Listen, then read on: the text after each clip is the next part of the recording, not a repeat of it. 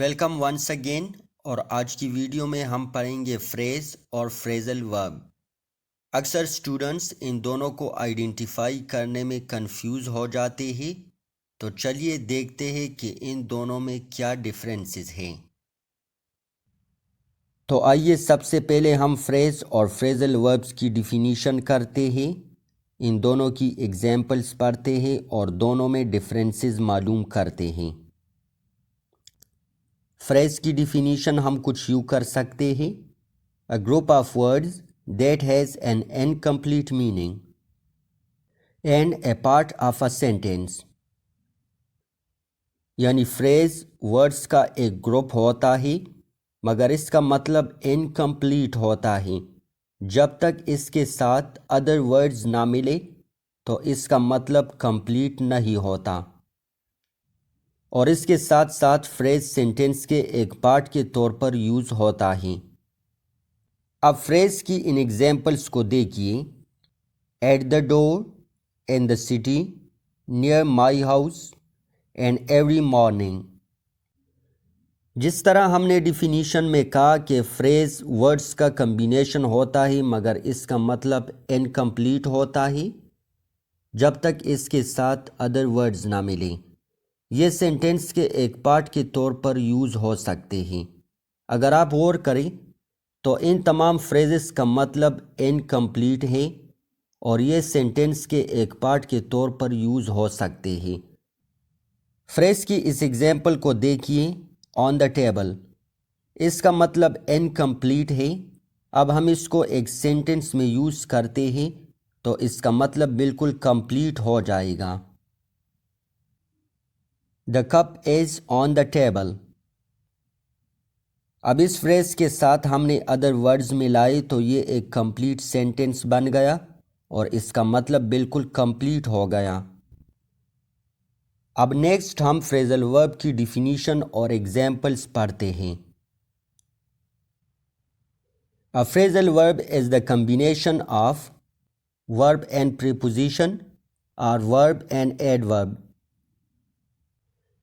یعنی فریزل ورب ورڈز کی ایک کمبینیشن ہوتی ہے جس میں ایک ورب ہوتا ہے اور اس کے ساتھ ہم پریپوزیشن ایڈ کرتے ہیں، یا سم ٹائم ایک ورب ہوتا ہے اور اس کے ساتھ ایڈورب کو ایڈ کرتے ہیں۔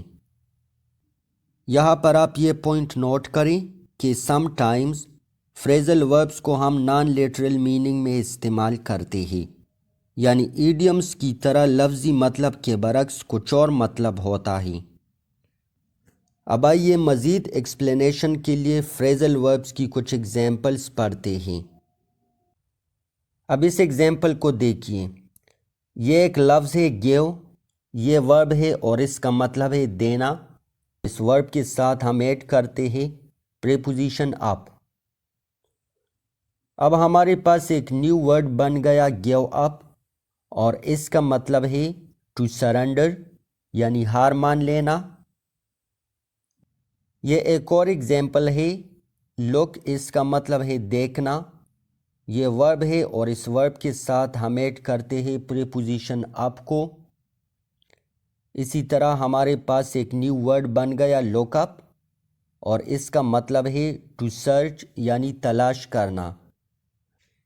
فریزل ورب کی ایک اور ایگزامپل ہے پک اپ۔ اس ایگزامپل میں یہ ورب ہے اور اس کے ساتھ ہم نے ایڈ کیا پریپوزیشن اپ کو۔ اب ہمارے پاس ایک نیو ورڈ بن گیا پک اپ، اور اس کا مطلب ہے ٹو لفٹ سم تھنگ، یعنی کسی چیز کو اٹھانا۔ دس از another example پک آؤٹ۔ اس ایگزامپل میں یہ ہمارے پاس ورب ہے اور یہ پریپوزیشن ہے۔ ان دونوں کو ایڈ کرنے کے بعد ہمارے پاس یہ فریزل ورب بن گیا اور اس کا مطلب ہے to select something from a group. We have another example turn off. اس ایگزامپل میں یہ ورب ہے اور اس کے ساتھ ہم ایڈ کرتے ہیں پریپوزیشن آف کو۔ اسی طرح ورب اور پریپوزیشن کو ایڈ کرنے کے بعد ہمارے پاس فریزل ورب بن گیا ٹرن آف، اور اس کا مطلب ہے to stop something from working. I hope کہ اس ویڈیو کے دیکھنے کے بعد آپ فریز اور فریزل وربز میں ڈفرینسز سیکھ چکے ہوں گے۔